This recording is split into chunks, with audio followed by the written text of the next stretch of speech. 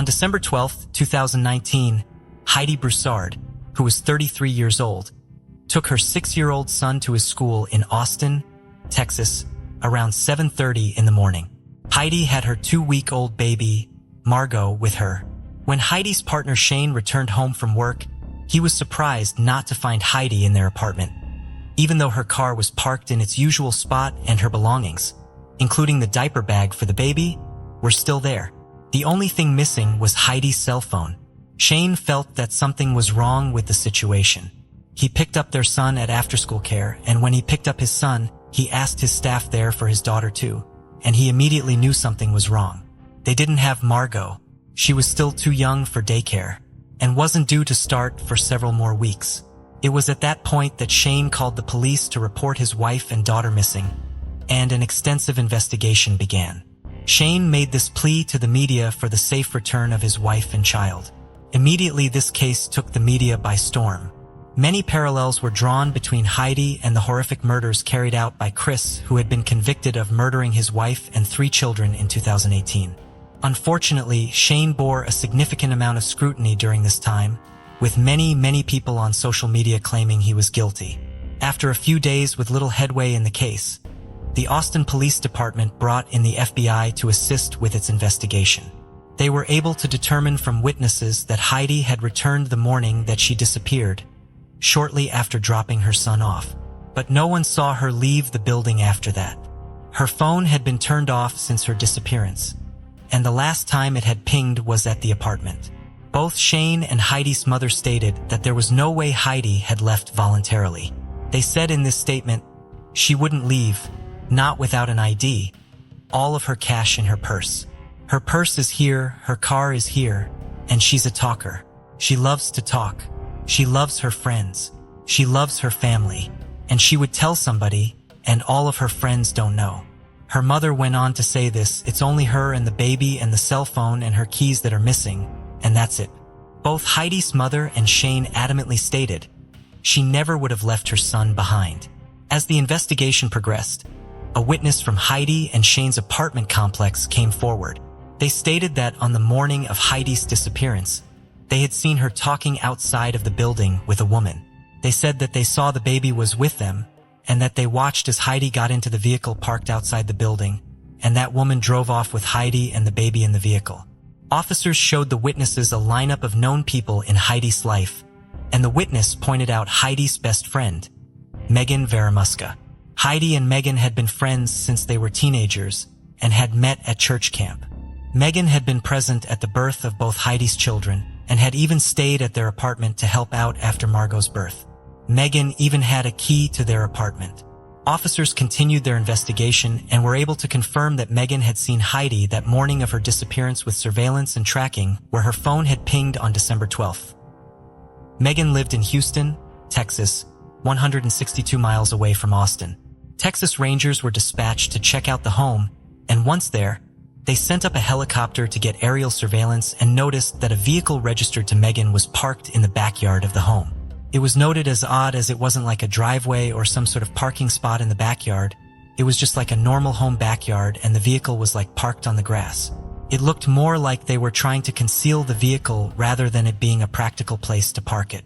Texas Rangers were watching the house and saw a man leave the residence. They followed him to a local Target. They approached him and asked who he was.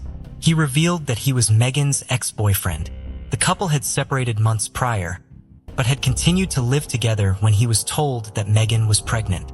Officers asked about the pregnancy and noted its close proximity to Heidi's pregnancy. They asked about the birth, and he said it had taken place while he was out of town, and she had given birth to a girl that she named Luna May. They showed this man a photo of Marco, who confirmed looked exactly like Luna May. Law enforcement was allowed into the home by Megan's ex-boyfriend. When they entered, they spoke to Megan, who couldn't recall where she'd given birth. She couldn't show officers any sort of records that matched with Luna May, and officers found that incredibly suspicious. On December 19th, Megan Veramusca was arrested, and the baby was taken from the home and put into child protection until a DNA test could be conducted. DNA for the baby was confirmed to be Margot, and she was returned to her father's care. During a search of the home, officers found several suspicious internet searches on a device. Google searches for reasons for Amber Alert in Austin, and 162 searches for Heidi Broussard starting from December 12th. Officers also searched the vehicle that was in the backyard, and there they made the devastating discovery. Heidi's body was found in the trunk of the vehicle. A week after Heidi and Margot's abduction, there were now some answers, but more questions remained. It appeared that Faramuska had premeditated this attack for months, maybe even years before she carried it out. When Heidi revealed to friends that she was pregnant, that was when Megan announced that she was also pregnant and had the same due date. That Megan had been possessive over the newborn. But all these red flags had been just that. Red flags concerning behavior. No one thought Megan was capable of this kind of violence. In January 2020, she was charged with capital murder, tampering with a corpse, and 2 counts of kidnapping. An autopsy revealed that Heidi had been strangled to death and the murder weapon was alleged to have been a dog leash. Faramuska's trial has been delayed several times due to COVID, but she has been in the Travis County Jail awaiting trial since her arrest in 2020. She is being held on a $1.6 million bond. If convicted, she could face the death penalty. In March of this year, she had her first court hearing and her defense mentioned to remove evidence collected from the day she was arrested.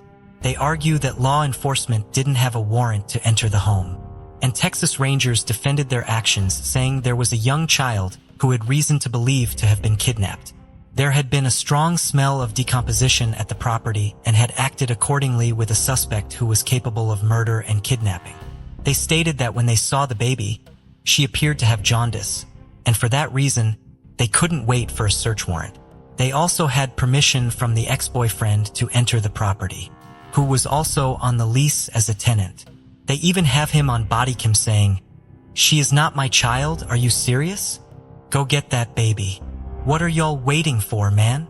Texas Rangers arrived at the property at 1 p.m. and the search warrant wasn't approved until 8:30 p.m. Faramuska's attorneys are trying to get any evidence, testimony, and anything else collected before 8:30 p.m. thrown out of the trial. The state cited 3 exceptions justifying the search and seizure of the home at the time. 1. Law enforcement isn't required to show probable cause when action is immediately necessary to protect human life. 2. There was an objective standard of reasonableness to enter given the facts and circumstances of the case.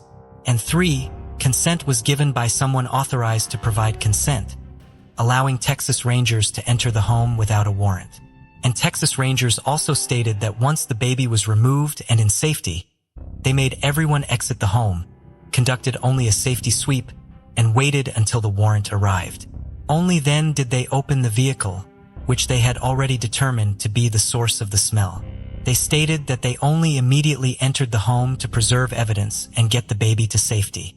It does appear that the trial is still set to go forward. At this point in time, there hasn't been a trial date set, just a few smaller court proceedings just to get both sides ready for court. There is also still an option for a plea bargain or an admission of guilt, which may mean that no trial goes forward.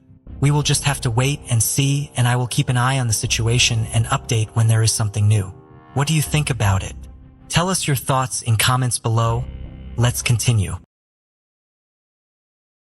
On October 29, 1993, 2 squirrel hunters trekking through a wooded area off I-59 in St. Tammany Parish, Louisiana, near the Mississippi border, stumbled upon a chilling discovery. While navigating the woods, they found the skeletal remains of an adult male. Despite the advanced decomposition, one detail was unmistakable: a bullet lodged in the skull's back. The hunters quickly returned to their vehicles and notified the St. Tammany Parish Sheriff's Office. Officers arrived promptly and began assessing the scene. They noted the victim had been shot in the back of the head, and animal scavenging had likely disturbed the remains, complicating identification. According to Othram Labs, who would consult on this case decades later, only the skull and part of the skeleton remained due to animal activity, along with a few other pieces of evidence. Lacking the resources for such a complex case, the St. Tammany Parish Sheriff's Office transferred the remains in November 1993 to the LSU FACE's Division, Forensic Anthropology and Computer Enhancement Services, in Baton Rouge, where the team conducted a more detailed examination. They determined that they belonged to a white male around the ages of 25 up to 38, who stood at 5'6" to 5'8". The man had amalgam fillings on at least 11 teeth and a myriad of other health problems. According to the Doe Network in Othram, the young man was possibly healing a broken right hip and showed signs of remodeling to his right femur and fibula, which may have affected his gait and caused hip and back pain. Investigators also found another contributing factor to the man's hypothesized back pain: Schmerl's depression or nodes on several of his vertebrae. Schmerl's nodes are defined as spinal disc herniations, which cause soft tissue of the spinal disc to protrude upward or downward to the adjacent vertebra. This condition often goes unnoticed, however. It has been known to cause lower back pain in some patients. These depressions, paired with the man's existing injuries, would have likely caused the man some level of discomfort. Also, with the remains, investigators found a distinctive pair of glasses and remnants of blue Wrangler jeans and size 11 Nike Air running shoes. Despite all of the information that was readily available to them, the St. Tammany Parish Sheriff's Office had a difficult time identifying the remains or who had killed him. For many years, the case fell silent, with the STPSO occasionally performing DNA comparisons from time to time. In 2020, the St. Tammany Parish Sheriff's Office partnered with Othram Labs to perform more in-depth testing. Within a matter of weeks, Othram was able to uncover a list of possible candidates. After further screening, they had potentially tracked down two siblings of the John Doe who lived in Florissant, Missouri, and Burnsville, Minnesota. According to Othram, these two siblings were asked to provide DNA tests and further information about their brother. A year later, in June 2023, Othram and the St. Tammany Parish Sheriff's Office held a press conference in which they identified the St. Tammany John Doe as 21-year-old Joseph Lee Muniz, originally from Burnsville, Minnesota. Joseph's siblings confirmed he had been living in Louisiana in 1993, and they had last heard from him sometime in 1993. At this time, additional details about the suspected killer have not been made public, but the coroner's office did say that they believe the person who killed Joseph has since passed. The investigation in Joseph's murder is currently ongoing, and anyone with information is asked to contact Detective Marco Dima of the St. Tammany Parish Sheriff's Office at 985-643-2467. Case number 1. Catherine Parker Johnson. On August 21, 2001, a construction worker in property developments in Redondo Beach, California would make a discovery that would shut down operations for the foreseeable future. The discovery was so gruesome and troubling that it would go on to haunt investigators for several decades. And it was only thanks to genetic genealogy and the kindness of strangers that this case was reopened. On the day of the discovery, construction workers were working on a site at 1600 Wallacott Street in Redondo Beach. They were digging in the backyard of a private residence when they made a chilling discovery. Wrapped inside a plastic bag was a headless skeleton. Operations immediately ceased. The Redondo Beach Police Department were summoned to the scene. As the remains were skeletal and without a head, investigators knew they were faced with a near impossible task. Medical examiner charged with investigating the case found it almost impossible to determine a cause of death. The estimated post-mortem index, or PMI, was said to have been anywhere from 1 to 26 years, meaning that the victim could have passed away any time between 1974 and 2001. An anthropologist was brought into the case, and in their initial report, they believed that the remains belonged to a white woman aged 20 to 50. No clothing or personal items were found with the skeleton, so it was hard to discern anything about the woman. Without a face or a skull, investigators were left unable to create an approximation sketch, significantly hindering their investigation. Eventually, the case went cold and wouldn't be picked up until 2019, when the Redondo Beach Police Department partnered with the DNA Doe Project, which mainly relies on donations to fund their research. In 2019, the DNA Doe Project began examining the Redondo Beach Jane Doe's DNA further and made a vital discovery. She was determined to be of sub-Saharan African descent, not Caucasian as previously noted in 2001. This new information gave the Redondo police a new jumping-off point, and the DNA Doe Project began scouring family trees. Eventually, they came across two women who shared a biological relationship with a possible match. And after contacting the two women, they provided comparative DNA samples. The DNA Doe Project work continued. In June 2023, the DNA Doe Project and the RBPD announced that they had finally identified the Redondo Beach Jane Doe as 24-year-old Catherine Parker Johnson of Lenox, California. The two women, who had been identified as possible matches, were revealed to have been Catherine's daughter and Catherine's sister. According to her sister, she had last heard from Catherine in May 1981, and the date of official last contact being listed as August 31, 1981. Catherine had not been reported missing, although it's not known whether this was due to the family failing to report her or the local police department's failure to make a report, as seen in so many missing persons cases. It has been noted that sometime in 1980 or 1981, Catherine left home in Tennessee, headed for Inglewood, California, and ending up in Lenox. Shortly thereafter, all contact ceased. The story of the House of Horrors. In January 2018, one of the daughters of the Turpin couple, Jordan Turpin, escaped from her home. She jumped out of a window and, once outside, called emergency services. At the time, the young girl, named Jordan, was 17 years old. What she told the operator was hard to believe, not only for the operator but also for the police who later responded to the call.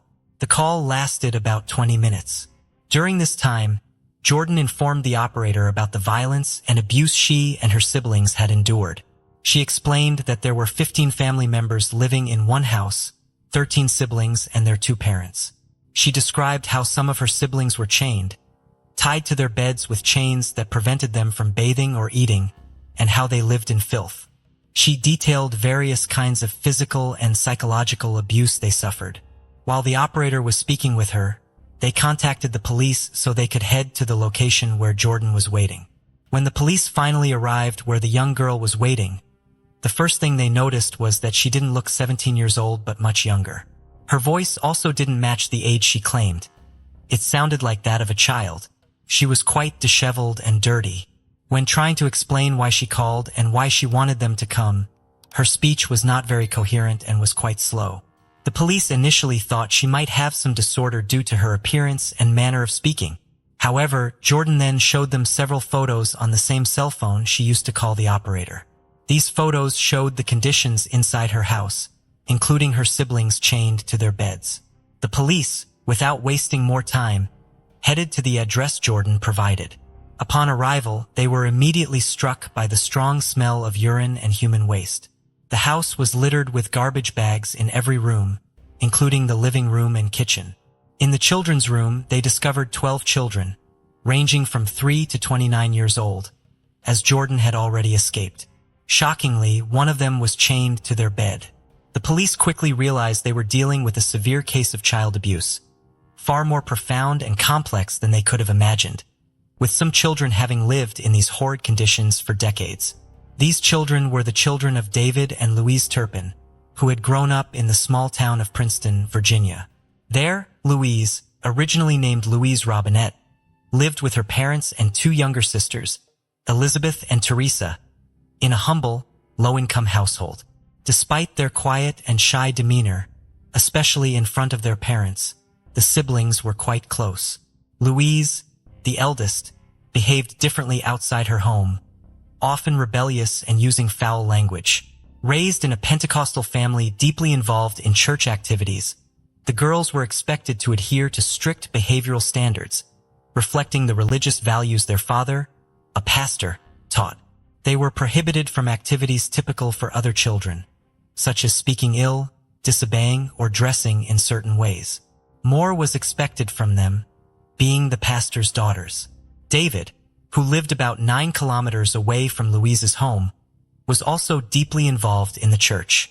The families of David and Louise were close primarily because of their shared commitment to their faith. Louise and David had known each other since childhood, and their characters were largely defined by their religious involvement. Despite the affectionate relationship between the two families, Louise's father disapproved of her relationship with David, considering her too young for any romantic involvement. Contrarily, Louise's mother supported the relationship, even helping her daughter secretly meet David. David, perceived as a decent young man, was polite and dressed unusually for his age, often seen in suits and ties. He was active in school clubs, abstained from alcohol, and was notably introverted. After high school, he pursued a degree in computer engineering and graduated with high marks. David and Louise's relationship, kept secret due to her father's disapproval, was marked by their strong desire to be together. Realizing they could not continue under such circumstances, they decided to elope, setting in motion a series of events that would culminate in the discovery of the House of Horrors. One day, while Louise was in a high school class, David executed a daring plan. He disguised himself to appear older, donning a fake mustache, a hat, and a suit, and entered the high school. He successfully convinced the supervisor in charge of student welfare that he was a relative of Louise and managed to take her with him. Together, they left the school and embarked on a journey to Texas, ultimately arriving in Fort Worth. Their intention was to begin a new chapter of their lives together in this new location. However, their parents were obviously worried and angry about their disappearance. Particularly concerning was the issue of public perception, as it looked bad for a pastor's daughter to run off with someone without being married first. Louise's parents reported her disappearance to the police. 3 days later, the couple was found in Texas. Louise was brought back to her home because she was a minor. Upon their return, Louise's father somewhat acquiesced. He told them that if they truly wanted to be together, they must do so in accordance with their religious beliefs. This meant they had to get married, as sleeping in the same bed or engaging in sexual relations without being married was considered a sin in their family. Being deeply in love, they agreed to follow her father's instructions. In 1985, when Louise was just 16 years old, they got married in a small ceremony. They continued to live in Virginia for a couple more years. 3 years after their wedding in 1988, they welcomed their first child, a girl. They stayed in Virginia with their daughter for another 2 years, until the early 1990s. It was then they decided it was time for a change, to grow and move on. They chose to leave Virginia for Fort Worth, Texas, the place they had initially escaped to 5 years earlier. Their decision to move was motivated by two main reasons. David wanted to relocate because he had been offered a very good, well-paying job in Texas which he did not want to turn down. And Louise, as she told her sisters, wanted to leave Virginia, primarily to distance herself from her family. She no longer wished to have direct contact with her family, at least not at that time. And this was because, according to what the sisters said, their maternal grandfather had been abusing their mother since their mother was a child, and this abuse only stopped once their mother got married. Then her mother had her 3 daughters, so the grandfather started abusing the girls also since they were very young. Since Louise was the oldest daughter, she had suffered this abuse for many more years. The moment Louise escaped to Texas with David when she was 16 years old, the abuse stopped. Her sister even says that on one occasion, when Louise was between 14 or 15 years old, her grandmother came into the house and saw that her husband was abusing her granddaughter. But the only thing she could think of to do was to gather the 3 sisters and also several members of the family who knew that this abuse was happening, and she told them not to say anything because the family had a reputation to keep. This situation started because the grandfather had a lot of money, and the 3 girls were quite poor and lived in quite humble conditions, so the grandfather gave them money. The mother took the girls to the grandfather's house, and they always cried and asked her not to take them because they knew what was going to happen when they went to see this man. However, their mother told them she needed the money to buy food, shoes, and clothing, so she felt compelled to take them. She was also aware of what was happening, as she herself had been subjected to the same abuse by her father since she was a child. Louise's younger sister, Teresa, mentioned that their grandfather would place money in their hands while abusing them, then close their hands around it. This was his way of trying to compensate for his actions, at least in his mind. After giving them money, he would tell them not to cry because he had given them money, implying they had no reason to cry according to him. Once he finished, he would take them outside to the door or to the car where their mother was waiting, and they would see him giving money to their mother. Louise harbored deep resentment towards her family because many of them knew about the abuse but said nothing due to the grandfather's wealth. After Louise escaped to Texas, her 2 sisters who remained still suffered abuse from their grandfather for many more years. Once in Texas, Louise and David bought a house in a nice neighborhood. David was doing well financially, so they never had money problems. They often visited their families in Virginia. Initially, it was just Louise, David, and their daughter. A few years later, in 1992, they had their second child, a boy. Now they had a 4-year-old daughter and a newborn son. Louise's family thought that all her childhood suffering was somehow being compensated for with the family she was now building. She had a husband she claimed to love dearly, a daughter and a son, a nice house, money, and good cars. Her life seemed ideal in the eyes of her family in Virginia. Even David's family saw them as very generous with their money, not seeming to mind giving their family whatever they needed. When they couldn't visit Virginia, they paid for their families to visit them in Texas, covering flight, food, and all expenses. They even took them to Disneyland and Universal Studios and gave them cash if needed. Between 1992, when their second child was born, and 1996, they had 4 more children, totaling 6. Over the years, visits with their families decreased. What neither David's nor Louise's family knew was that in 1992, they had to declare bankruptcy. They were spending far more than what David, the sole earner, was making. Louise stayed home to care for the children. They had significant debts with various banks and credit card debts. Despite this, they continued having children. From 1994 to 1996, Louise and David believed in the idea that they should not stop having children until God willed it. They had always wanted a large family, which they were achieving. Their eldest daughter was the only one attending primary school at that time because of her age. However, she faced significant bullying at school due to her thin appearance and often being dirty or smelly. One of her classmates recalls an incident where the girl had a chocolate wrapper tied in her hair, which led to further mockery. Consequently, her parents decided to withdraw her from school and homeschool her. All subsequent children were homeschooled as well. By 1999, they had 7 children, and Louise's in-person contact with her family had become almost non-existent. The last time they were seen was in 1998.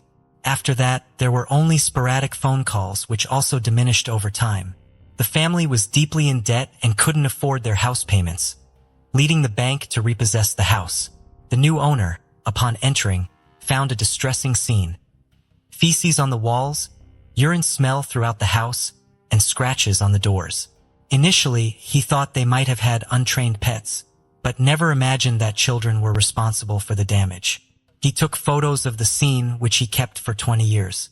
In 2018, when the children's mistreatment was discovered, he provided these photos to the press. The family then moved to Rio Vista, Texas, a rural area with widely spaced homes. The property they moved to was large, about 15 acres, so their neighbors were not close. In Fort Worth, the children were not allowed outside, but in Rio Vista, it initially seemed like things would change. The children were allowed to play in the yard and even interact with a neighbor's daughter, though she never entered their house. The neighbor's daughter recalls them always playing together, engaging in typical children's activities. However, when the neighbor's mother tried to get to know the children, they responded strangely. Some were silent, others seemed fearful. She noticed their hands were very clean compared to the rest of their dirt-covered bodies, as if they had been playing in the dirt all day. One child commented that they were only allowed to wash their hands up to their wrists to conserve water.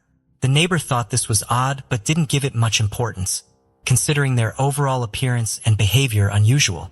After the neighbors started asking questions, she noticed the children were no longer allowed outside as frequently. Her daughter tried to visit them multiple times, but Louise eventually told her she could no longer play with her children or enter their property. Despite the girl's attempts to understand why, the door was never opened to her again. The neighbor recalls that in the window of that house, there was always a baby in a crib, and when she returned hours later, the baby was still there, crying continuously. It seemed as though no one had attended to or moved the baby for hours. This is when the neighbors started to notice that the children were no longer seen outside during the day. Despite the presence of many children in the house, there was complete silence throughout the day. However, at night, all the lights in the house would turn on, and sounds of the children could be heard from inside. Occasionally, the children were seen playing in the yard, but only during the night hours. 11 years after moving to that house in Rio Vista, in 2010, their eldest daughter escaped. She managed to run about 5 kilometers until she reached a dirt road, where she encountered a woman driving a truck. The woman stopped to see what was wrong with the girl, who appeared very agitated.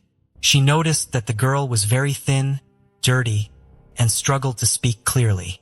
The woman asked the girl several questions to gauge her awareness of time and space, like who the president was or the current year, but the girl had no knowledge of these things. Thinking the girl might have a mental condition, the woman convinced her to give her address so she could return her to her parents' house. During the ride, the girl kept asking how she could get a job, an apartment, and a car, reinforcing the woman's belief that she had some issues. The woman took her home, left her with her parents, and never reported the incident to the police. The girl had tried to escape because the situation in the Turpin house was horrible. In February 2007, the Turpin parents had moved 10 of their children into an isolated trailer on their property. David and Louise took the 2 youngest and left the rest of the children to fend for themselves, bringing groceries on a weekly basis but not enough to feed everybody. One of their daughters, Jordan Turpin, aged 6 years at the time, stated there was a lot of starving, and she had resorted to eating ketchup or mustard or ice. The kids were often shackled, strangled, and beaten for infractions such as playing in water by washing their hands above the wrists. They were also frequently left to lie in their own waste, unable to use a toilet while chained, and were allowed only 1 shower per year. Deprived of food, they were taunted by their parents with apple and pumpkin pies they could see and smell but never eat. Brand new toys in unopened packages were scattered around the putrid home. Then, in 2010, David lost his job again, forcing them to leave the house overnight as the bank repossessed it. The neighbors didn't realize they had left until they saw a sign from the bank announcing the house was for sale. Out of curiosity, as they had never entered the house in 11 years, several neighbors went inside. They found 2 dogs eating from the trash left behind. The house was filled with garbage, including children's chairs, beds, and mattresses covered in excrement and urine. Despite seeing all this and realizing the family lived in filth, nobody reported it to the police, including the bank or the new owner. This could have been a significant alert as children should not live in such conditions, but no one took action. The family decided to move to California after leaving Rio Vista, Texas. There is no specific information about why they chose California, as they had no family there and, as far as is known, no outstanding job offers that would have motivated the move. When they arrived in California, they lived in 2 houses that were quite close to each other. Unlike the large property in Rio Vista, it would seem difficult to keep so many children quiet in a neighborhood where houses were close together. They initially arrived in Rio Vista with 7 children, but when they moved to California, they had 12 children plus the 2 parents, making it a total of 14 people in one house. Despite this, they managed to remain unnoticed for 4 years in the first house before moving to another house in Paris, California, where they lived for another 4 years.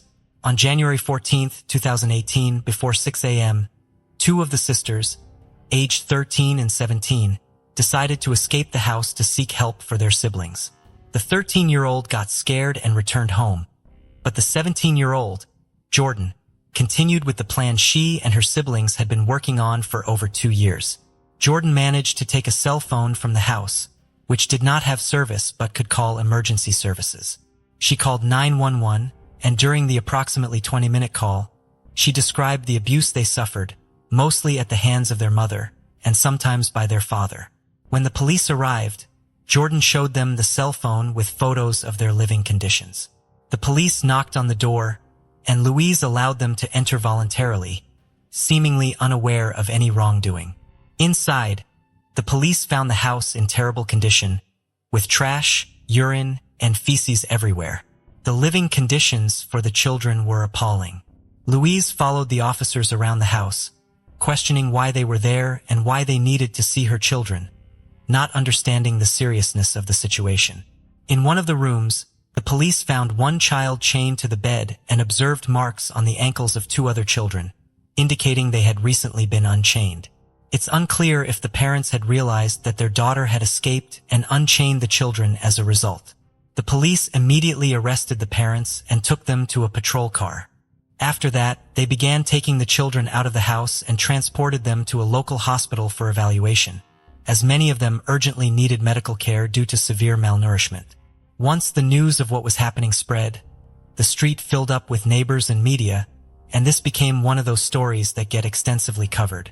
Neighbors, media, and information presented by the California City prosecutor in the following days revealed the extent of the children's suffering, not only in that house but also since their time in Texas. In their first house in Fort Worth, Texas, the maltreatment of the children began gradually. For some reason, all their children were named with names starting with the letter J, although the reason was never explained. As the parents had more children, they began to isolate themselves and their children completely from their families. Their daughter, who initially attended primary school and was then homeschooled due to bullying, was one of the first to experience this isolation. Once they began homeschooling all their children, their control over them was absolute. The children were not allowed to go anywhere, had no friends other than their siblings, were only allowed to take a bath once a year, and were fed only once a day, leading to their underdeveloped appearance. Punishments included beatings, strangulation, or being tied to their beds. When tied to their beds, they could remain there for weeks or months, not even being released to use the bathroom. This explains the excrement and urine smell found in the house in Fort Worth after they left. The scratches on the doors, initially thought to be made by pets, were actually made by the children in their attempts to escape. When the family moved to their house in Rio Vista, the abuse that had begun in Fort Worth continued. The only change occurred when the neighbors started asking questions, which led the family to change their routine completely. They began living nocturnally, sleeping from the early morning hours until the evening and only being active at night. This is why the neighbors never saw them during the day and heard no noise from the house, as their classes, playtime, and other activities happened at night. After moving to California, for reasons not entirely known, they stopped using ropes to tie the children to the beds and began using chains and padlocks instead. This change was made after one of the children managed to escape from the ropes. It was also discovered that the children were not allowed to play with any toys, even though there were many in the house, all unopened in their original packaging. The parents would put different types of apple pies on the kitchen counter, letting the children see and smell them but not eat them. The pies were only for the parents. Feeding the children only once a day severely affected their physical and mental development. The eldest daughter, who was 29 years old, weighed only 82 pounds. The 12-year-old son appeared to be only 7 years old, and all the other siblings also looked younger than their actual ages. They spoke very slowly, and some had more difficulty than others in organizing their thoughts. This nocturnal lifestyle continued in California, making it harder for neighbors to notice anything unusual. After moving to their second house in California in 2014, some changes occurred. In 2014, they had their last child, their 13th, and according to the city prosecutor's report, this child was well-fed and well-kept, unlike the others. The parents took this baby to parks, constantly took photos, and sent them to relatives, explaining the absence of photos of the other 12 children by saying they were too restless. The parents maintained control over what their children said and did, using it as a way to prevent their family from finding out what was happening inside their home. The only photos available were the ones the mother posted on a family Facebook page, where the children were often dressed alike and in larger clothes to hide their thinness. Both parents were obsessed with Disneyland, and their car plates even featured Disneyland themes. They occasionally took their children to Disneyland or other outings, but these were rare and strictly controlled. The oldest son was the only child who had more contact with the outside world, as he was allowed to take a class at a local college. One of his classmates noted that he would eat incessantly whenever there was food in the classroom, as if he hadn't eaten in days. His 12 siblings rarely left the house except for some nighttime activities or special occasions like renewing their parents' vows in Las Vegas, done twice in the same chapel with an Elvis Presley impersonator. Videos of these events are available on YouTube, showing the children looking thin but smiling, which did not necessarily mean they were happy. As we watch these videos of the Turpin wedding in Las Vegas, we're given a rare glimpse into a very private aspect of their lives. Here, we see David and Louise Turpin renewing their vows in a ceremony that, on the surface, appears joyful and celebratory. The setting is classic Vegas, a small chapel, complete with an Elvis Presley impersonator officiating the ceremony. The couple seems to be embracing the moment, surrounded by their children who are dressed for the occasion. It's a surreal contrast to the grim reality of their home life that was hidden from the world. These videos capture moments of apparent happiness and normalcy, starkly juxtaposed against the backdrop of the harrowing conditions we now know the children were enduring. It's a poignant reminder of the complexities and contradictions that can exist behind closed doors. For 2 years, all the children planned and sought ways to alert someone for help. Finally, the 17-year-old daughter decided to escape and seek assistance. She knew that their way of living was somehow not within normal parameters. It wasn't right, despite being the only life she had known since birth. She understood that what was happening in her home was not normal.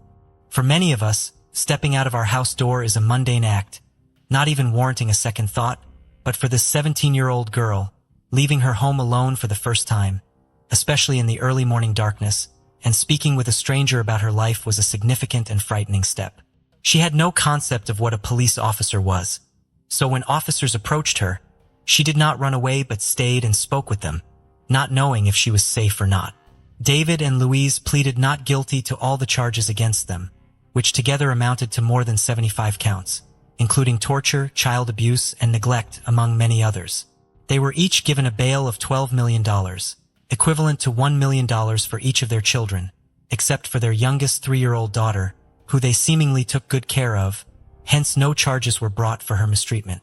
Their plea of innocence meant that some of their children might have had to testify in court. To spare their children this ordeal, they eventually pleaded guilty to all charges. Louise claimed to have been diagnosed with a mental disorder and requested time for treatment before trial, hoping to be freed from charges after about 2 years. However, the court denied this request, citing insufficient evidence that her mental condition led to her actions towards her children. During their trial, 2 of their children presented letters they had written, which were read to their parents. Eventually, they were sentenced to life in prison with the possibility of parole after 25 years. At the time of the trial's conclusion, they were not allowed any contact with their children, although the judge mentioned that this might change in the future, depending on the children's wishes. The children's adaptation to a normal day schedule was challenging, as they were used to sleeping during the day and being active at night. On March 19, 2018, about 2 months after they were hospitalized, all 7 adult children, aged between 18 and 29, were discharged and placed in an adapted house with separate living spaces to start adapting to independent adult life. The 6 youngest were placed in foster homes for potential adoption, and it was known until 2018 that Louise's siblings wished to adopt all of them, maintaining only telephone contact at that time. It was discovered, rather strangely, that Jordan, the daughter who called 911 and escaped through the window, had started uploading videos to YouTube in late 2017, a few months before her escape. In these videos, she sang songs she composed herself. She also opened an Instagram account, posting several photos where only her face was visible inside her house. All this was done while still living with her parents, and it was unclear how she managed to access the internet and learn to use it without her parents' knowledge. When the police arrived, she didn't know what a police officer was, and she was also unfamiliar with the concept of medication, raising questions about how she knew to use YouTube and Instagram. Neighbors and relatives were questioned as to why they didn't notice or say anything, and why the children didn't seek help during their outings to Disneyland or Las Vegas.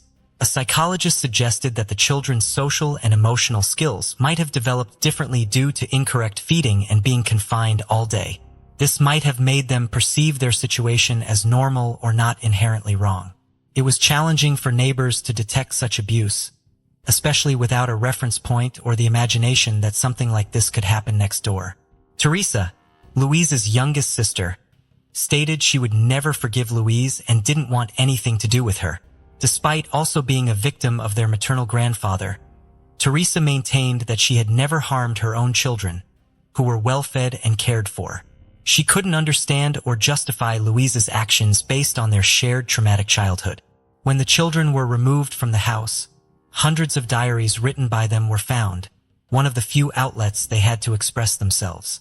However, the details in these diaries were not made public, nor were the explicit photos presented during the trial, out of respect for the children and to avoid media sensationalism. The aim was to allow the children to have as normal a life as possible, without media pursuit or further invasion of privacy. Life after the sentencing proved difficult for the victims. Some of the Turpin children who ended up in foster homes faced further abuse. It was reported in October 2019 that 5 of the younger children were adopted by an abusive family who further tormented them. Allegations included hitting them in the face with sandals, pulling their hair, hitting them with a belt, and striking their heads. They were forced to eat excessively and then forced to eat their own vomit. And the foster father was accused of grabbing and fondling them and kissing them on the mouth. The foster family was arrested and charged with abusing multiple children in their care. Several of the older ones have shown signs of instability due to post-traumatic stress. An investigation for the ABC News magazine reported that some of the Turpin children are now neglected by Riverside County Social Services. Some are homeless, and none are authorized to use the hundreds of thousands of dollars donated to them.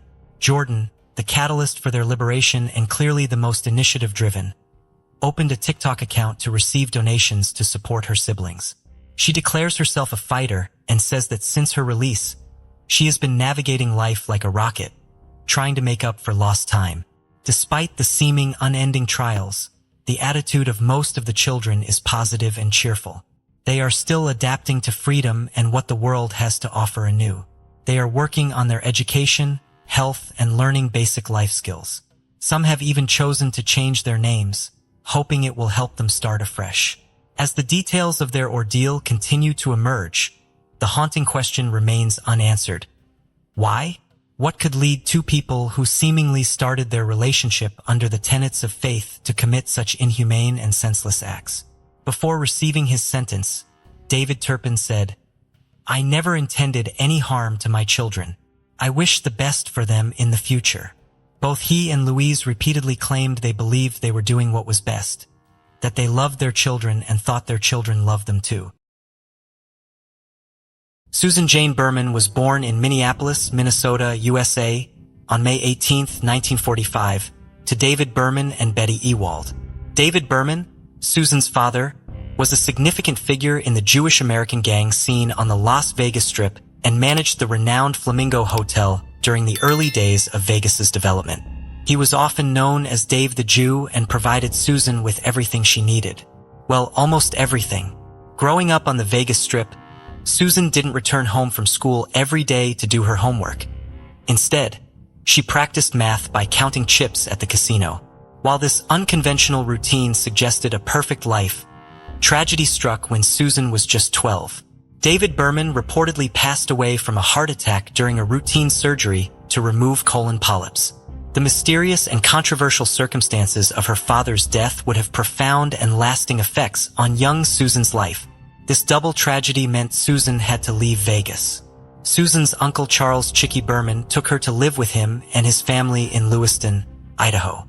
It was at a junior high school in Lewiston that an English and a history teacher discovered Susan's unmistakable talent for writing and inspired her to pursue a career in writing. Susan subsequently enrolled at the University of California, Los Angeles, UCLA, to study sociology. During her final year, she met a graduate student who would become her best friend for life, Robert Allen Durst. Robert, or Bobby Durst as was his nickname, was at UCLA for a one-year master's program. Both students came from privileged backgrounds, and it seemed like they clicked almost instantly. Beyond a privileged background, Susan shared something else in common with her newfound friend. Both Susan and Robert had lost both their mothers at a young age. In 1969, Susan eventually went on to get a master's degree in journalism at the University of California, Berkeley. Susan was a part of a selection of 30 students for the graduate program in journalism at UC Berkeley. According to Elizabeth Moran, one of her classmates who became a national correspondent at the LA Times, Susan was simply exceptional. Of the select 30, none was short of talent and wits, but the aura of Susan made her stand out. She could engage any kind of audience and keep them hooked. Susan had all the ingredients to become a successful journalist, at least according to her classmates. That would prove to be true. Just 2 years after her graduation, she landed a job at the popular newspaper, San Francisco Examiner. She also wrote the famous 1971 college guidebook, The Underground Guide to the College of Your Choice. In the early 80s, Susan moved to New York, where she wrote for the New York Magazine, Cosmopolitan, and Family Circle. In New York, Susan met James Brady, an investigative reporter. James and Susan became friends as she began working on writing a memoir about her late father. Susan requested the criminal records and investigative reports about her father from the FBI and the Department of Justice. She was left stunned to see her father, David, had been linked to gangland violence, mob crimes, and several murders, many of which she and her mother were completely oblivious about. Her 1981 book, Easy Street, The True Story of a Mob Family, eventually became one of her most significant works, where she detailed her life as the daughter of a mobster. The book was such a success that Hollywood producers became interested in adapting the book into a movie. The movie rights were sold for $350,000. The book party was held at Sammy's Romanian Steakhouse on Manhattan's Lower East Side.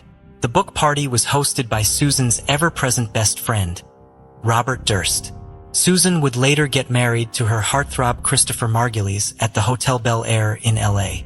Again, her ever-present best friend Robert Durst walked her down the aisle. In 1986, just 2 years after their marriage, Susan would lose the love of her life. Christopher Margulies died of a heroin overdose. By the mid-90s, Susan moved to West Hollywood.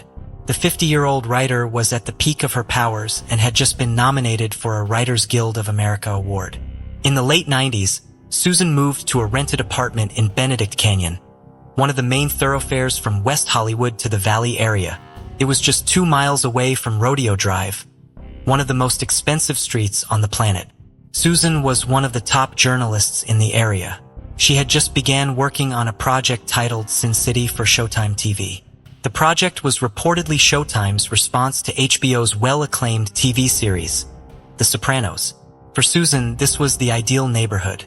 No one knew Susan's biggest project yet would never hit the screens. After Susan moved to Benedict Canyon, she focused more on her upcoming work for Showtime. On December 19, 2000, a few days before Christmas, Susan Berman got on a call with her actress friend, Kim Langford. It was the first time in several years that Susan and Kim were not spending the holidays together. That call was quite unusual and Susan seemed worried. The conversation that ensued scared Kim. Susan seemed to have some information that could change a lot of things. Kim was curious to know what this information was, but Susan didn't have it herself. But Susan assured Kim she knew where to get this information. Although Kim feared for her friend's life, Susan was a well-renowned journalist. So Kim presumed this big information was about one of her upcoming big projects. No one knew what exactly this big information was. At 1 p.m. on Christmas Eve 2000, LA police received a call to Susan's home on 15/27 Benedict Canyon Road.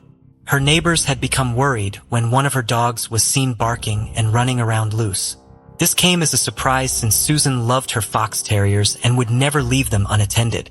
Police arrived at the scene to find Susan's body murdered in cold blood, execution style with a 9mm handgun. She was shot to the back of the head with a single bullet, and it was estimated that she had been dead for at least 1 day. Kim's fears were confirmed. Susan was dead. Trailing Susan's killer was not going to be easy. Her killer had at least a 1-day head start since the body was found a day late. Police found Susan's body lying on the guest room floor, dressed in sweats and a t-shirt with only 1 shell casing lying next to her body.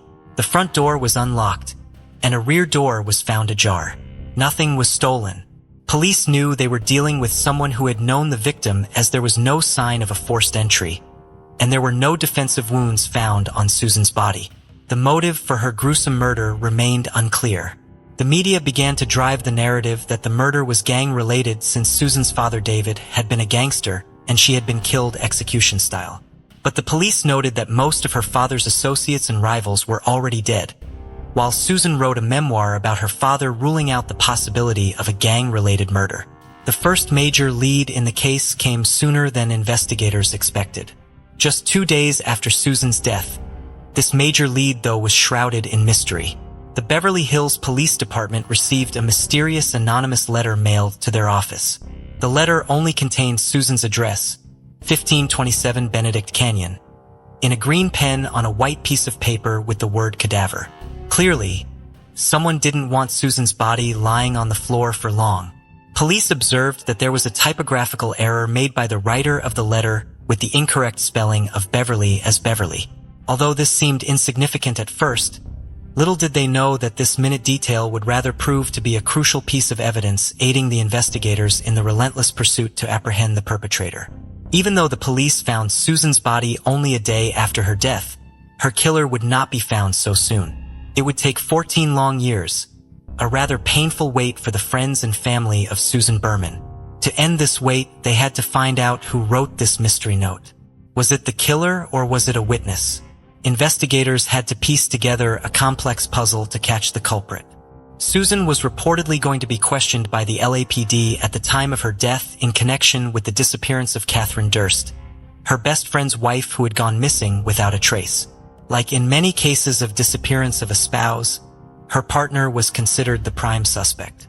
Upon further investigation, Robert Durst could not be eliminated as a suspect in the disappearance of his wife, Catherine, and neither could he be charged. All the evidence linking him to her disappearance was merely circumstantial.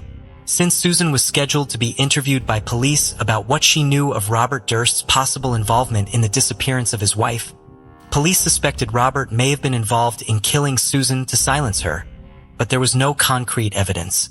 After 15 years of this very twisted cold case, no one, not even investigators, could have imagined where the first big break would have come from.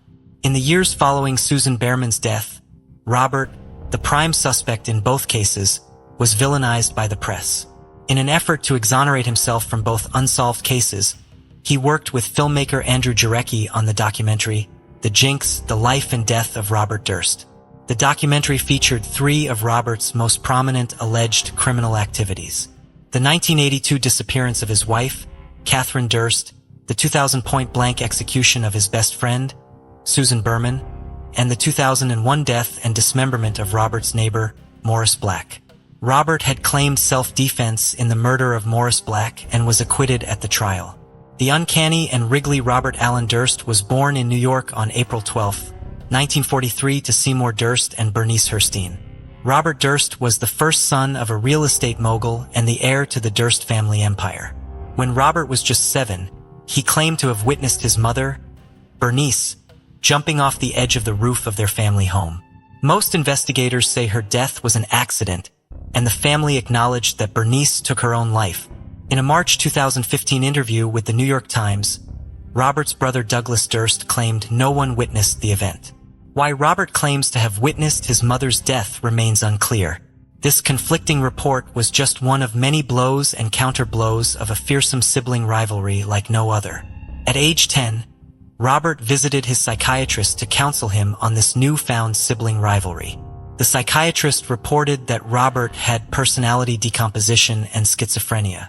He attended the Scarsdale High School, where his classmates described him as a loner. He obtained his bachelor's degree in economics from Lehigh University in 1965. Later that year, he met Susan Berman at the University of California, Los Angeles, UCLA, where he enrolled in a doctoral program, but eventually withdrew from the school and returned to New York in 1969. At this time, Robert had no interest in his father's company, Durst Organization. He preferred to start something of his own. So between 1970 and 1971, he opened a small health food store in Vermont. In 1970, Robert met Catherine McCormick, a dental hygienist. And in January 1972, the pair began living together in Vermont. In 1973, on the advice of Robert's father, they returned to New York so Robert could work with the Durst Organization. And on April 12, 1973, on Robert's 30th birthday, he officially got married to Catherine. Although to many friends of the couple, they appeared to have a fairy tale life. A closer look at their lives in the weeks leading to Catherine's disappearance shows there was more to it than meets the eye. A few weeks before her death, many signs pointed to foul play. Catherine had been treated for facial bruises inflicted on her by Robert just 3 weeks before her disappearance at Jacob Medical Center in the Bronx. She never pressed charges. A few weeks before her mysterious disappearance, she had asked Robert for a $250,000 divorce settlement. Robert was not interested in parting with so much money and instead offered $100,000 to Catherine. Before Catherine could review the offer, Robert had grown impatient. He canceled his wife's credit card, removed her name from their joint account, and stopped paying her tuition fees at the Albert Einstein College of Medicine. He also reduced his divorce payout offer to $15,000. On January 31, 1982, a few months before she earned her degree in pediatrics from the Albert Einstein College of Medicine in New York City, Catherine Durst simply disappeared into thin air. Catherine was last seen at a dinner party organized by her friend Gilbert Nozami in Newtown, Connecticut on the eve of January 31st. Catherine and Robert were known to have fought that evening. Catherine's cottage was found ransacked shortly after she was declared missing and 3 weeks after her disappearance. Police found her possessions in the building's garbage compactor. Catherine was declared legally dead in 2017, but her disappearance in the exact circumstances remain a mystery even to this day. Once before Susan was killed, the NYPD had been asked to reopen the investigation into the disappearance of Catherine at the request of Westchester County District Attorney Jeanine Pirro.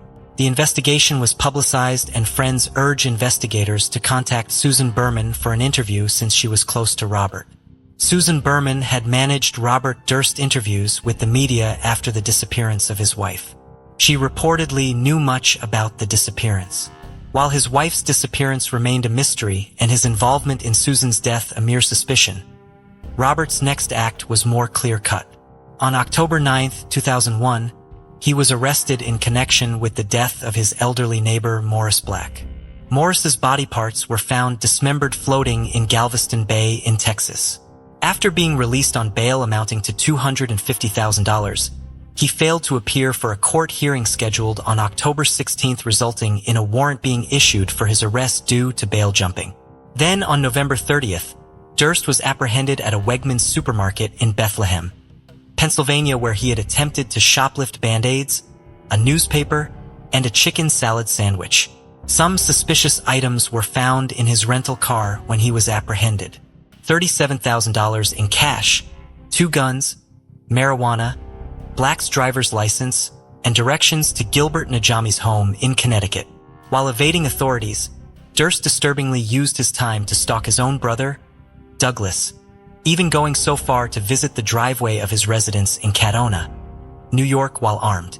He was eventually extradited to Texas for trial. In 2003, Robert Durst stood trial for the murder of Morris Black. His defense attorney Dick DeJurin argued Robert had acted in self-defense and the weapons discharged as they both struggled when Morris threatened him with a .22 caliber pistol. Robert admitted to having dismembered Morris's body with a knife, saw, and axe before dumping his remains in Galveston Bay. Since Morris's head was never found, Robert's claim of a struggle and location of the gunshot wound could not be confirmed or dismissed. On November 11, 2003, the jury acquitted Robert Durst for lack of forensics to prove capital murder. He, however, received a 5-year sentence for tampering with evidence and jumping bail. He was paroled in July 2005. The terms of Robert Durst's parole required him to stay near his home and seek authorization before making any trip.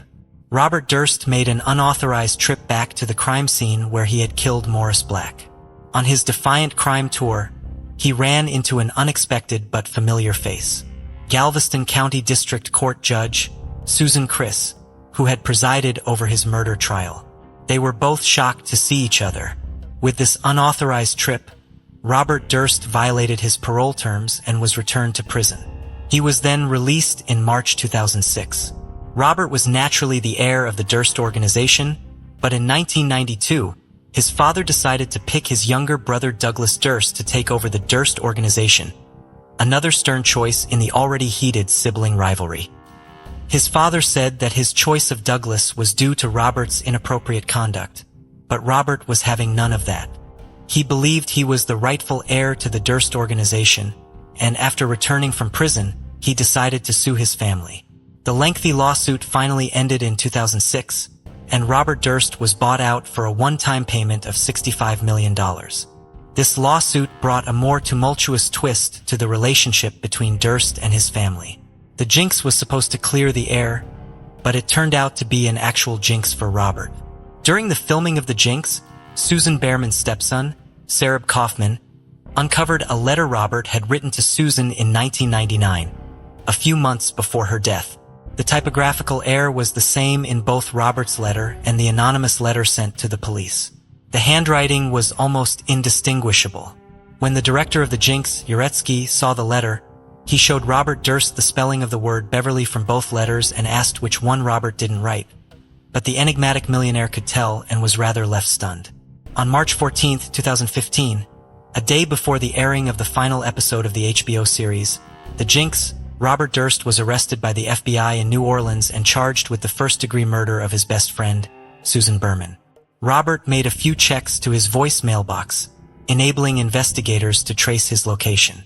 He remains stunned. Investigators were able to trace him to the Canal Street Marriott, having checked in with the false name, Everett Ward. A fake Texas ID was also found.